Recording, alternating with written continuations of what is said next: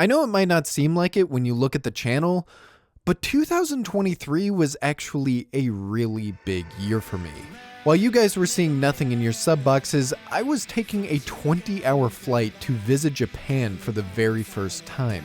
I met my best friend, I was celebrating among my idol brothers and sisters, I was relishing the Healer Girl director actually watching a video that I made about his series. I was taking another 20-hour flight to visit Japan a second time just because I wanted to spend an entire month there and celebrate Christmas and the New Year.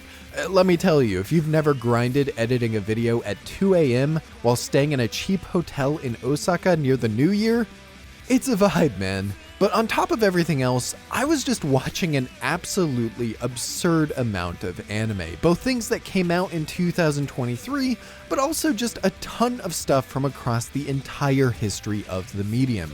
So today I'm going to look back on literally every anime that I watched and rank them all in a tier maker that I created just so I could share what I thought were the good and what I thought were the not as good. The only problem with that is that I really don't want to talk about the not as good. The side effect of watching so many anime is that you often just watch a ton of unremarkable or even just straight up bad things.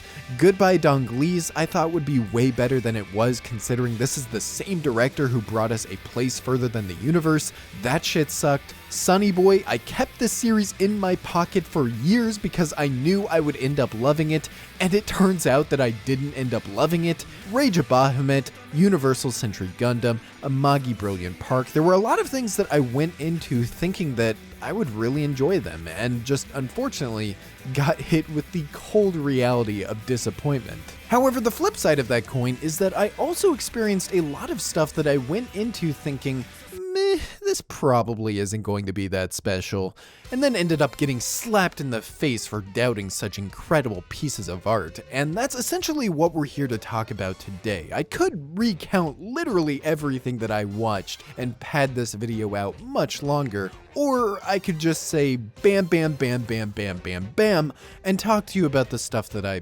actually liked. 86 ended up being as awesome as everybody said it was. Fate Strange Fake reignited my love for the Fate franchise. They actually made another musical anime right after I complained about there not being enough of them, and surprise, it's actually good. Odd Taxi is Odd Taxi. I watched a lot of great stuff, but again, I want to narrow it down even further to just these top two tiers here. The best of the best top 10 and the honorable mentions. Scott Pilgrim got everyone arguing the classic argument about what it means to actually be an anime, instead of, just talking about how good the anime is.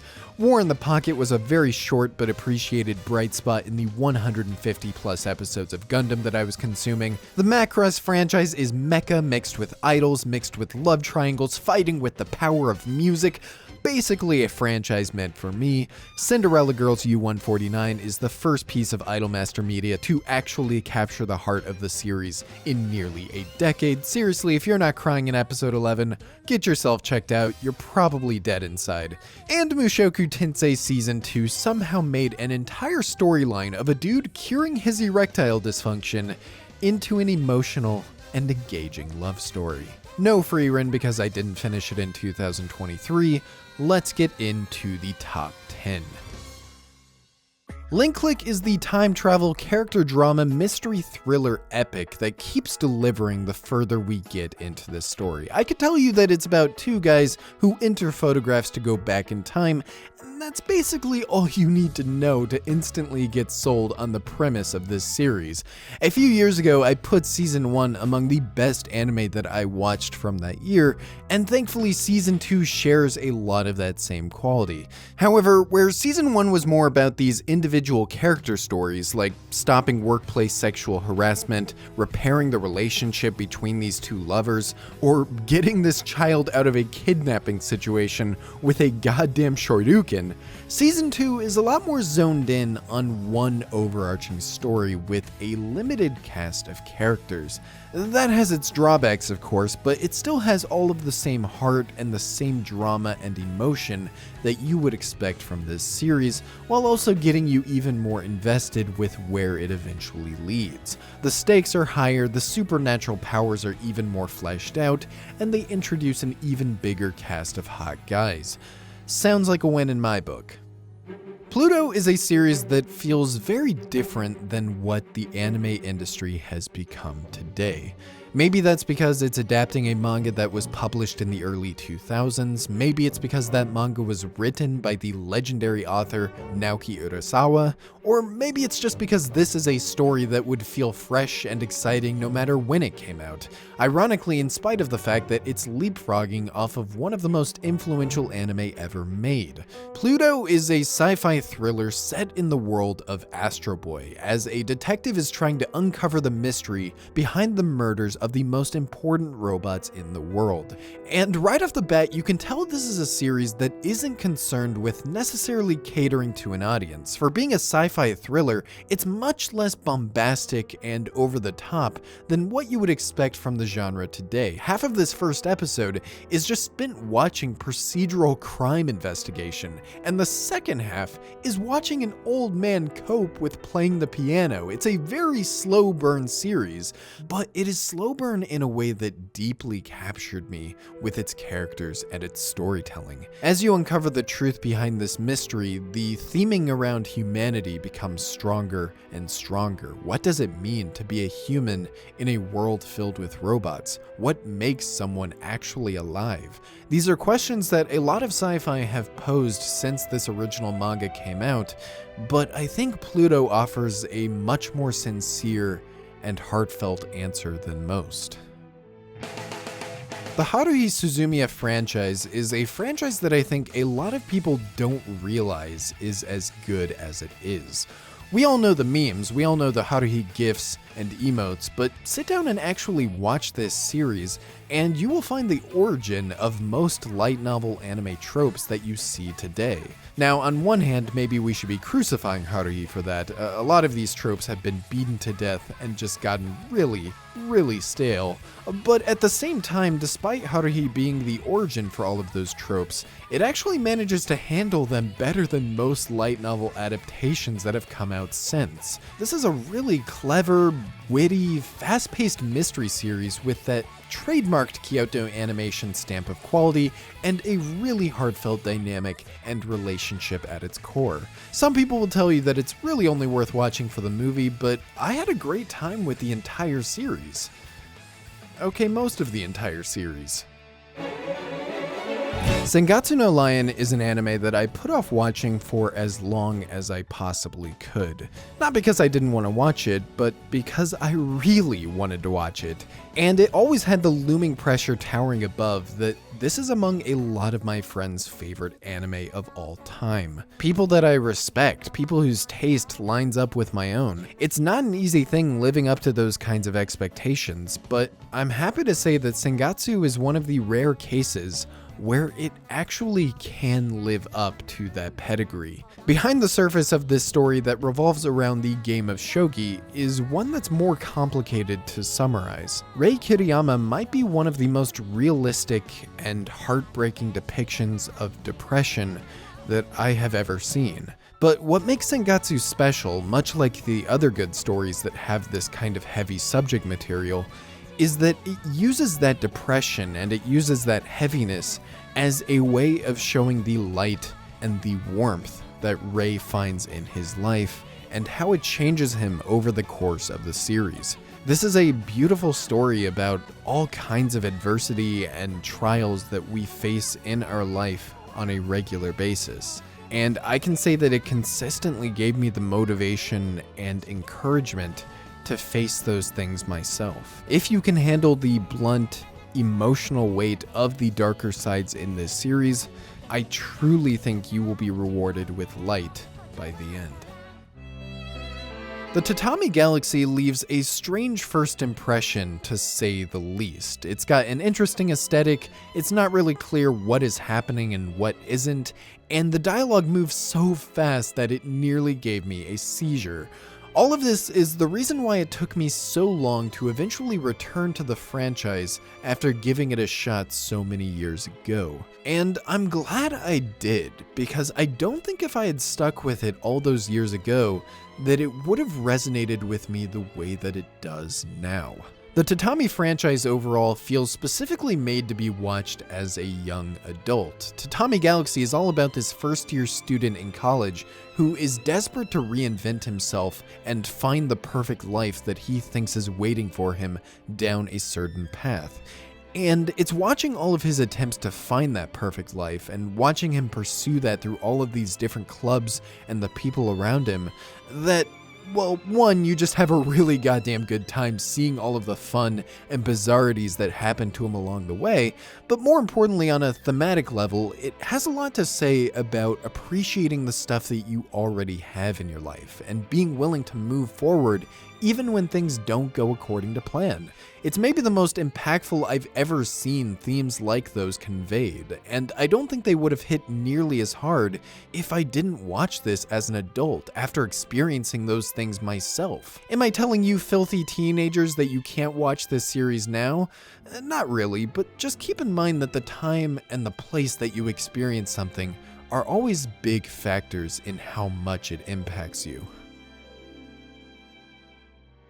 Game adaptations in anime are very hit or miss. You've probably given one a chance at some point in your life and got slapped in the face with a soulless corporate cash grab that really doesn't function at all as a story, and at worst, turns you away from checking game adaptations out altogether. I was reminded of that cold hard fact just this year as I eagerly walked into the Idolmaster Million Live and walked out with my hopes and dreams shattered as I came to terms with the fact that it was unbelievably mid.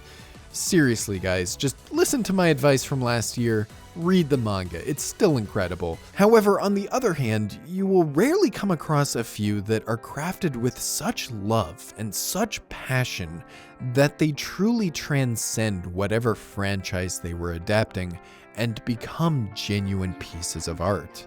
Bandori It's MyGO is a new addition to that incredibly small list, and I knew it would be almost immediately because of one simple thing.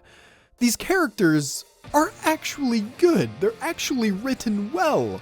They're not generic, they're not overly tropey, they're not filtered through the lens of somebody who only wants to capture the bare essentials of who they are in the game. Sorry, I got that out of my system. These characters are fully realized and fleshed out. It was watching this story unfold with all of these different dramatic relationships and encounters that I really appreciated not only how nuanced all of their personalities were, but also how masterfully their personal stories are interweaved among this larger group dynamic. Band settings definitely aren't anything out of the ordinary, and melodramatic band settings are certainly not, but MyGO takes a relatively simple premise of this band falling apart and turns it into this really beautiful story about characters who are trying to let go of some burden that's weighing on their hearts and move forward with people who care about them. And the story wonderfully expands on that and pays off those themes in a way that left me in tears on more than one occasion. More than anything, MyGO reminded me why it's still worth giving these adaptations a chance. My first experience with Kannagi was many years ago when I happened to see the opening on some website shuffling through random anime theme songs, and the moment that happened, I thought to myself, I have no idea what this series is about, but goddamn I want to watch it. Fast forward a good few years and I finally decided, you know what? Let's make it a goal to watch this series before the year is over. It might be good, it might be terrible. I'm doing this purely because of how much I love that opening. What I wasn't expecting though is that out of every anime that I put on that list of goals for this year, the one that I would end up enjoying the most is the one that I added purely because of that OP. Kannagi is something I don't really think I could even describe in a way that sounds compelling. A goddess is brought into this town and she takes it upon herself to help people and cleanse impurities. It sounds pretty simple, and it really is more of a backdrop for this incredibly funny series about this group of friends who get into misadventures and shenanigans revolving around a bunch of this supernatural stuff that this goddess brings upon them. It's very rare for a comedy series to work for me as well as this one did, but I can say that every single episode here is a genuine treat of entertainment. I was almost convinced that this was based on a light novel just because of how fast-paced and witty the dialogue and banter was between all of these characters. Comedy can only take me so far in a series though, and thankfully Kannagi also has a really strong heart that gradually develops over the series and has an absolutely incredible payoff by the end. Let this be a lesson to all of you. Always check out a series purely based on how good the opening is.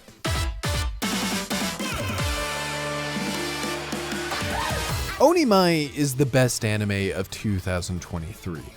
Except that one, I still need to watch that one. What's crazy is that I didn't even like the first episode of this series. If I was a rational human being, I probably should have dropped it from the very beginning. It's off-putting, it's pandery. There's not much initial promise in this setup. In retrospect, it's an absolutely bizarre first episode because from episode 2 and beyond, Onimai transforms into one of the most wholesome and heartfelt anime that has come out in a long goddamn time. Studio Bind seems to have a thing for creating stories about loser NEETs who get a second chance in life, but even more than Mushoku Tensei, Onimai really is solely focused around this main character who is gradually learning to accept themselves and the people around them. Not only does that lead to some incredibly sweet moments and relationships that develop over this series, but it also creates a surprisingly compelling story about trans positivity and awareness. This main character who gradually accepts and learns to love the feminine qualities that they get accustomed to. Mix that together with one of the best animation productions that has come out this entire year, and you have a complete package here that is ridiculously hard not to fall in love with by the end. There's a common belief in casual viewers that the more complicated something is, the better it has to be, right? Make the story complex, make the cast bigger, make the underlying themes reference classic literature, and suddenly you have an experience that you're smart enough to appreciate, and everyone else just doesn't get it. Lucifer and the Biscuit Hammer has no need for such complexity. There's a magic princess with magic knights and magic animal sidekicks who are protecting the world from an evil magic wizard who is trying to destroy it with a magic hammer. It's a wonderfully simple story at its foundation. There's nuance, but without complexity. Ambition, but without complication. It's comically self-aware in that childish quality that it has. And it succeeds in that childishness because of two incredibly important things: heart and escalation. Biscuit Hammer is without a doubt one of the best and most impactful stories that I have ever personally experienced. But even outside the scope of myself, I think this may be the most accessible and universally likable story that I've encountered as well. It's just difficult for me to imagine somebody reading this, finishing that final volume, and not finding something within this series that resonated deeply with them. And it all comes back to that heart. So what do I mean by heart? Well, heart to me, in the simplest way that I can describe it, is how much a story connects to my heart. It's Taiyo finally realizing that he needs to protect his younger brother. It's Hisame forcing herself to smile through a tragedy so that Yuhi and Sami don't break down as well. It's Yuhi's undying commitment and loyalty to making Sami's dream come true. It's just when a story or character or message can pierce through my mind and directly touch my heart. Biscuit Hammer did this repeatedly. It showed me and told me things about its story and its characters and its themes, and it made me connect with every single one of them. This is why I think this story is so universal, because it touches on so many different ideas and messages that I think anyone could find something in here to relate to. family, love, mentorship, finding your place in the world. It's all just so beautifully conveyed. But above all of those things individually, it really does feel like every idea and every character all come back to that overarching theme of growing up. This is an ensemble of characters that range from children to teenagers to working class adults to elderly men, but every single character and every single relationship feels like it's driving forward that coming of age foundation. The younger generations who are literally growing and maturing as the story goes on, and the older generation that realize the role and responsibility that they have as guides for those underneath them. Biscuit Hammer continues unpacking all of these ideas and laying them on top of each other one by one, and this is the second area that Biscuit Hammer absolutely excels in: escalation. The act of escalation and just how to progress your story is one of the most underappreciated tools in writing, and it so often gets completely misunderstood.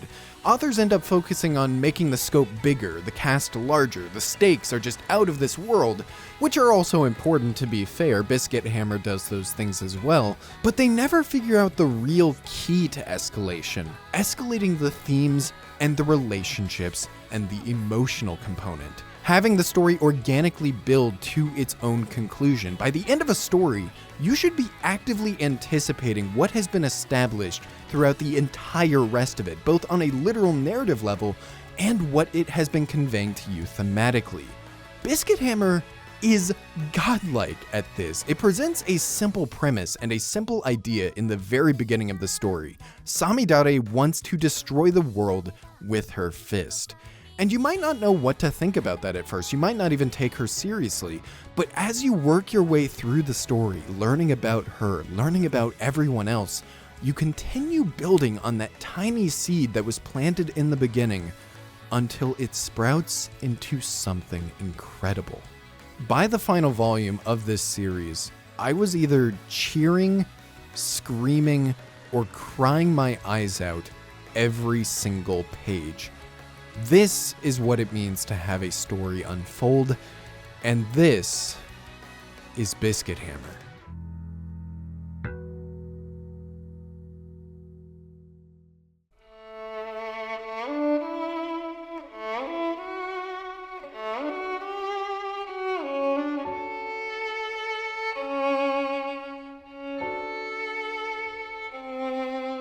Ojamajo Doremi is the greatest coming-of-age story that I've ever seen, and one of the greatest anime ever made. Usually with these top picks, I can zone in pretty clearly on what makes them so great. But for Doremi, it's a lot harder for me. This is a sprawling series that I have a really difficult time summing up in a way that I think does it justice. But why is that, I hear you ask? Why is it so difficult to talk about this relatively simple series? It's about these girls who are training to become witches. There, I summed it up in one sentence. But in reality, that doesn't even scratch the surface of what this series is actually about. Ojamajo Doremi is a series focused above all else on growing up. And that might already sound a little familiar, but in contrast to something like Biscuit Hammer, a story that I also clearly think handles coming of age very well, Doremi handles it in a different way than I've ever seen a coming of age story handled before. You literally watch these characters grow up in real time. You watch them develop over the span of 200 episodes as Doremi and her friends begin this journey to become witches in 3rd grade and follow them all the way to their graduation in real, actual time. The series captures youth and growing up better than anything that I've ever seen. You are practically living this time with all of them in a very literal sense. You're spending holidays with them on the days that they actually happen. You're getting to know all of their classmates and their teachers and their families and the other witches and wizards in this world and seeing how their lives change across the series. And all the while, you follow this main group to their eventual destination at the very end. It just feels so authentic in that portrayal of their childhoods. When you're nearing the end of the final season, when you're nearing the end of this series, you will look back on the entire experience and realize that you didn't just watch a story, You watched life, man. And that alone is already something really special to me. That's something so ambitious in a way that you really don't see at this scope very often, maybe ever. It's such a large core of the series, in fact, that when they came back to do a movie for its 20th anniversary, they didn't just do the obvious thing of aging up the cast and showing what their adulthoods are like. They actually made the movie, the 20th anniversary movie, about characters in real life who had grown up with the series in their childhoods. If that doesn't tell you what this series meant to the people who grew up watching it, I don't know what will. But what I find even more compelling than that is how the series uses that connection, how the story is told for the sake of this audience that is growing alongside it. In my opinion, media made for children is some of the most wasted potential that you can find in any entertainment industry. Most of it is just so vapid and so devoid of substance, despite the fact that these early years when you're growing up are some of the most important when it comes to the things that you're experiencing and the things that you're retaining that shape who you eventually become. There's a reason why the stuff that you remember from your childhood the most is likely the stuff that still holds up now, the stuff that left a deep personal impact on you. Doremi realizes this, and instead of being a mindless piece of entertainment that just goes in one ear and out the other, it actually challenges its audience with the content it's showing. The framework that this series revolves around, this idea of Doremi and her friends learning to use magic and helping people who have problems, ends up being what leads them to encountering all kinds of topics and themes that really don't get brought up to children. These are taboo subjects that you would never find in children's media today. Racism, depression, suicide, divorce, all of these really heavy, overwhelming discussions, but discussions that I think are still worth having. Topics that children or anyone can learn something from. Learning that you aren't weird for having a different body than somebody else. Learning to connect with others who are different from you. Learning to gain agency and control over your life as you get older. Doremi teaches all of these really important things and conveys them in a way that doesn't filter the message or miss the impact that these ideas should have on the viewer. But it also makes them palatable enough where any audience of any age can understand and appreciate what it's actually saying. You're probably looking at me like I'm crazy for loving a children's series this much, but in reality, it really is a series made for everyone. And Doremi excels at all of this. If that was all this series was, I would still call it a massive, massive success. But for as good as Doremi is at doing all of that, it can also turn into this.